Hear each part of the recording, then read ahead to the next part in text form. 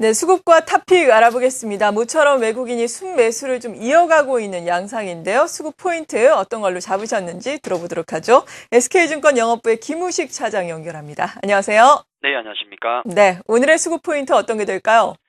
예, 오늘 수급 포인트, 오늘까지 해서 제가 3일째 비슷한 내용을 해야 될 것 같습니다. 가뭄의 단비. 자, 그렇게 말씀을 좀 드리겠는데, 3일째 글로벌 정책 장세가 지속되고 있는 그런 모습에 대해서 말씀을 드리는 거죠. 자, 가뭄의 단비를 제가 오늘 수급 포인트로 말씀을 드리겠는데, 중국 금리 인하 아니겠습니까? 비단 이것만 말씀드린 건 아니죠. 그와 관련된 어떤 수급의 변화도 조금 있습니다. 관련해서 엮어서 말씀을 좀 드리겠는데, 바로 얼마 전에 지난번에 22 통화정책회의를 통해서 유럽에서 준비가 돼 있다는 소식이 전해졌죠. 약간 들썩했고요. 자, 오늘 같은 거기가 좀 기대감이고, 오늘은 직접적인 중국의 금리 인하 액션을 취한 거죠. 갑자기 나왔습니다.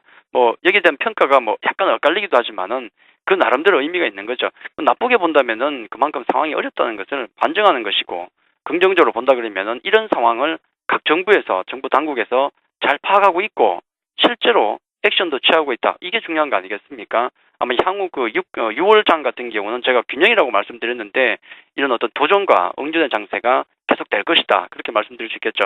좀 아쉬웠던 게 이제 어제 미국의 버냉키 의장 같은 경우는 이 Q3에 대한 어떤 시그널이 시장에 좀 약하게 줬다. 거의 안 나왔다. 이 점이 아쉬웠는데 그렇게 생각하셔야 될 것 같습니다. 메인 요리는 나중에 나와도 된다. 지금 먹을 게 다 나와버리면은, 가능성 다 나와버리면은, 동력이 오히려 약해질 수 있지 않습니까? 그렇게 생각하시는 게 좋을 것 같고, 자, 이것과 관련된 이런 여러 가지 정책 대응과 관련된 어떤 수급과 관련해서 중요한 것은, 이런 기대감, 실제적인 액션에 대해서 메이저 수급 주체들이 반응을 하는가, 이게 중요하죠. 그걸 받아들이는가, 아니면 배척하는가, 이게 중요한데, 일단, 어제와 오늘 시장을 통해서 두 가지 변화는 진행이 되고 있습니다. 이게 추세적으로 이어질지는 모르겠지만, 변화는 나오고 있죠. 항상 제가 말씀드렸지만은 외국인 수급이 다 필요 없고 제일 중요하다 말씀드렸는데 어제 한번 매수가 들어왔고 오늘 약합니다만은 일단 매수가 연속적으로 들어오고 있죠. 그리고 기관들 같은 경우는 오늘 어떨까요? 안 봐도 비디오 아니겠습니까? 어디를 사고 있겠습니까? 화학, 절강, 소재주를 사고 있더라. 자, 이 두 가지 특징인데 외국인이 전체 시장을 통해서 이틀 연속 매수에 들어오고 있다는 것은 전체 시장에 대해서 어떤 숨통을 열어주고 있다라고 보시는 게 좋을 것 같고 기관이 소재주 쪽으로 매수가 들어온다는 것은 그쪽 업종에 대해서 숨통을 또 터주고 있다. 그렇게 보시는 게 좋을 것 같습니다. 이게 지금 추세를 완전히 돌리는 어떤 그런 의미는 아니겠지만 일단 시장이 브레이크는 걸렸고 안정을 찾는 데는 도움을 줄 것이다. 결론적으로 말씀드려서 아마 6월 같은 경우는 이런 정책 기대감장이 계속될 겁니다. 그래서 너무 낙관적, 너무 비관적으로 보실 필요는 없고 변동성은 상당히 크기 때문에 균형 잘 잡아 놓으시고 차분하게 시장에 대응하는 게 좋지 않을까 그렇게 말씀을 드리겠습니다. 네, 조금 전 말씀해 주신 것처럼 외국인 오늘 현물 시장에서 140억 원대 매수 규모는 크지 않습니다. 하지만 어제 3천억 원대 순매수에 이은 것이라서 조금 의미가 있지 않나라고 말씀해 주셨는데요. 전반적으로 외국인 같은 경우에는 숨통을 키워주고 있다라고 말씀해 주셨어요. 업종별로 자세하게 살펴보면 어떻습니까? 예, 외국인과 기관들 같은 경우 제가 항상 말씀드리지만 중기적으로 볼 때는 길게 볼 때는 외국인을 보시고 단기로 볼 때는 기관을 보십시오라고 해서 말씀드렸는데 오늘 극명하게 업종별로 좀 엇갈립니다. 외국인들 전반적인 매수세를 이어가고 있습니다만은 매도가 나온 쪽 업종을 보니까 화학업종, 철강업종의 매도가 나오고 있죠.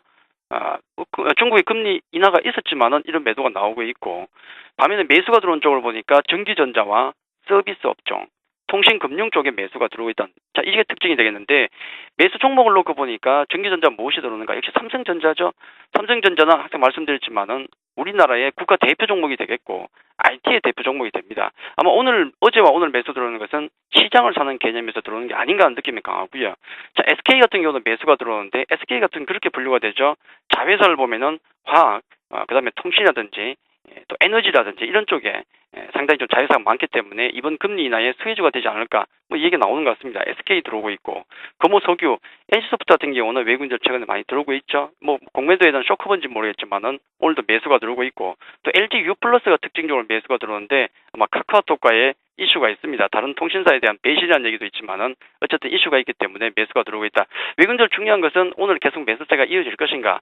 시장 전체로 볼 때 이게 가장 중요한 관전 포인트가 아닌가 그렇게 말씀드리겠습니다. 네. 그리고 말씀해 주신 것처럼 기관 같은 경우에는 외국인과 화학과 철강 쪽에서는 엇갈린 양상 보여주고 있거든요. 화학과 철강, 외국인은 순매도, 기관은 순매수 보여주고 있는데요. 자세히 종목별로 보자면 어떻습니까? 예, 그렇죠. 오늘 그 매도하는 그 매수 매도가 완전 외국인 좀 엇갈리는데 매도하는 업종을 보니까 운수 장비, 금융, 통신 매도가 나오는데 심각할 정도는 아닙니다. 전체적으로 기관들은 매수를 하고 있는데 그 중에 조금 매도하는 것이고요. 반면에 가장 많이 매수를 하는 업종 같은 경우는 역시 외국인과 완전 반대로 화학과 철강, 서비스 쪽에 매수를 하고 있는 것이죠. 자, 이런 흐름들은 아까도 방금 말씀드렸지만은 중기적인 시각과 단기적인 시각, 외국 기관들 같은 경우는 단기 모멘텀이 굉장히 강하지 않습니까? 그래서 예상대로 화학과 철강을 집중적으로 들어오고 있다는 말씀을 좀 드리겠고, 이 부분은 여러분 투자 대응하실 때도 장기와 단기를 나눠서 대응하시는 게 좋다는 말씀을 드리겠고요. 매수 종목을 놓고 보니까 역시 딱 나오죠. LG화학, 또 SK이노베이션 같은 종목이 들어오고 있고, 또 철강주 현대제철이 매수가 지금 기관이 매수를 하고 있고요. 그 외에 LG디스플레이라든지 LG전자 이런 종목이 있지만은 일단 기관들 같은 경우는 단기적으로 모멘텀을 좀 활용해서 매수를 들어오고 있다. 그렇게 정리를 해드리겠습니다. 네. 그렇다면 투자자들 수급의 어떤 점에 오늘은 초점을 맞추면서 대응 전략 짜볼까요? 예, 다행히도 그나마 안정을 좀 찾아가니까 좀 일단 한숨은 좀 놓겠습니다만은 다 끝난 건 아니죠. 예를 들어서 이번 반등 같은 경우가 좀 세게 나온다 그러면은 한 1900까지 나올 수도 있겠죠. 하지만 그렇다고 해서 시장의 추세가 완전히 바뀌는 건 아닙니다. 그런 관점이 중요하겠고, 그렇기 때문에 아직도 전체 큰 시장을 놓고 볼 때는 우리는 관리의 영역에 들어와 있는 것이고, 계속 말씀드린 대로 균형 잡힌 포트폴리오, 낙폭 과대주도 필요하고요, 주도주도 필요하고 가장 많이 들어가 있어야 되겠죠. 개별주도 필요합니다. 현금도 필요하고요. 이런 포트폴리오를 짠 채로 어떤 위험 시그널 계속 지속적인 체크하는 게 가장 중요하다.